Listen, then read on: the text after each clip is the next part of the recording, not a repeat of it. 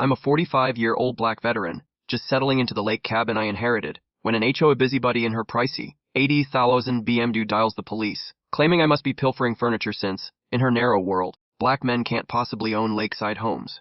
Picture this, it's 2 p.m. on a tranquil Tuesday, pine scent heavy in the air, loons singing over the shimmering lake. I'm Marcus, newly divorced, finally getting a fresh start with this cabin left to me by my great Uncle Ezra. My IT consulting van is parked out back, loaded with moving boxes, when this blonde tyrant charges over, acting like her perfect face is about to crack. What are you doing to our community? I flash her the deed. She barely glances at it. I don't care about your forged documents. You don't belong here. Her high and heels grind the gravel as she calls 911. There's a shady guy with a truck looting the Hendricks property. 20 minutes later, two confused officers are apologizing while Brenda Whitmore, eternal HOA queen, rants about property values and undesirable types. As she struts off, she sneers, "Enjoy it while you can. Lady, you just lit a fuse you'll regret. What would you do if someone called the cops on you just for being black in the suburbs? Where are you tuning in from?" I need to know I'm not alone in this HOA madness. Let me rewind and introduce myself, because knowing who I am makes Brenda's battle clearer. I'm Marcus Thompson, 45, a 12th-year Army vet turned IT consultant. Fresh off a rough divorce, my ex kept our Atlanta house, leaving me with debt and weekend custody of my teens, Jasmine and Kevin. Just when I thought I was sunk financially, Uncle Ezra passed and gifted me his Georgia lake cabin. He bought this lakefront gem in 1962, 2 acres of untouched wilderness for pocket change back then. It's a classic A-frame, cedar shingles faded to silver, needing some love but sturdy as ever, with huge windows facing the water and a stone fireplace. Serenity Cove is a cozy cluster of 47s around a spring-fed lake, mostly retirees and Atlanta weekenders. The kind of place where everyone waves and doors stay unlocked, or so I believed. Enter Brenda Whitmore, 52, with salon fresh blonde highlights and cars worth more than most folks' yearly pay. She's ruled the HOA for 6 years straight. Nobody else wants the gig, my first warning sign. Her husband, Roger, a bank employee, seems decent but clearly intimidated by her. No kids, so Brenda treats the HOA like her personal fiefdom, obsessed with rules. Mailboxes must be forest green, trash cans hidden, lawns never taller than 2.5 inches. She keeps a measuring tape in her BMW and isn't shy about using it. Day 2 of my lakeside life, I'm on the deck, coffee in hand, savoring the soft ripple of water on the dock and the pine-scented morning air, when tires crunch on gravel. Brenda steps out of a white Mercedes, gripping a manila envelope like a grenade. She's in a tennis outfit that probably costs more than my child support payments. "Mr. Thompson," she says, spitting my name like it's bitter. "I have issues to discuss." She hands me a certified letter listing 15 violations and unpermitted shed from 1987, my inappropriate work van and unsightly generator. Total fines $2,850, with 30 days to fix or face lawsuits. Her perfume clashes with the lake breeze, turning my stomach. The nerve is staggering. "Mom, I moved in yesterday." "Past owner's oversights don't absolve you," she snaps. That afternoon, I check county records. The shed's permitted. The van's legal, the generator's standard for rural areas. Every violation is either valid or fabricated. Bullies like Brenda bank on you not knowing your rights. Some neighbors are warm but wary. Frank and Dorothy Casey, the sweet elderly couple next door, wave but avoid eye contact when Brenda's around. The Johnsons' young parents were friendly until Brenda visited them. Now they duck inside when I pass. Only Pete Rodriguez, a resident since the 70s, seems unfazed, muttering about that woman whenever Brenda's name comes up. That first night, lying in Uncle Ezra's old bedroom, the lake's gentle lapping outside, I realize I'm not just facing a control freak. Brenda sees me as a threat to her pristine world. She has no clue who she's up against. Day 3, I'm sipping coffee on the deck, the morning mist rising off the lake, when a county truck rolls up. A reluctant building inspector steps out. "Mr.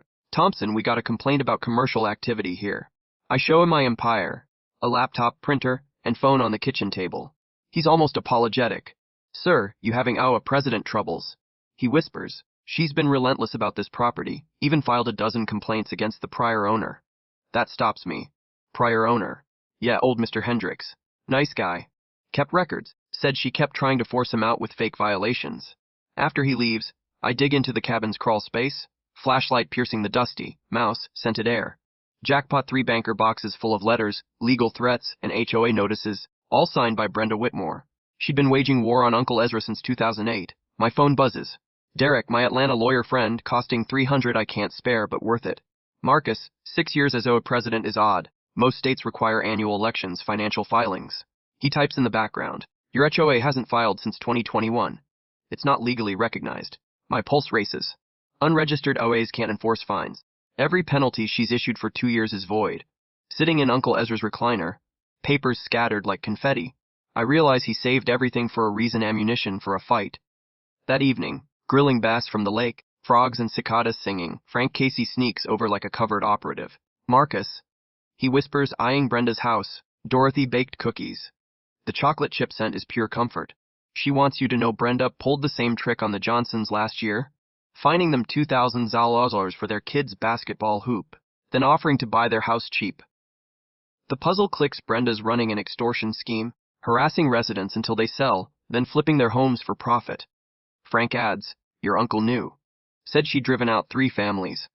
As he fades into the night, a beaver's tail slaps the lake, echoing like applause. Uncle Ezra left me a loaded weapon. Next morning, Brenda posts on the neighborhood Facebook group vague warnings about new resident activities, threatening safety and property values. 3 likes, all from fake accounts she created. Amateur move. I screenshot everything, cataloging her lies like an intelligence officer. Brenda thinks she's playing chess, but I learned strategy from tougher opponents. 3 days later, my biggest IT client, a medical practice, calls. Marcus, we heard troubling rumors about your licensing. My stomach sinks. Dr. Martinez, I've been licensed for 8 years. We know, but a PPA compliance, we're pausing your contract. Then 3 more clients call with similar, anonymous tips. Brenda's attacking my livelihood. I fight back, researching Georgia real estate laws. Agents harassing owners risk license suspension. There's an online complaint form. At Brenda's emergency HOA meeting, the community center smells of stale coffee and tension. Only 12 residents show up.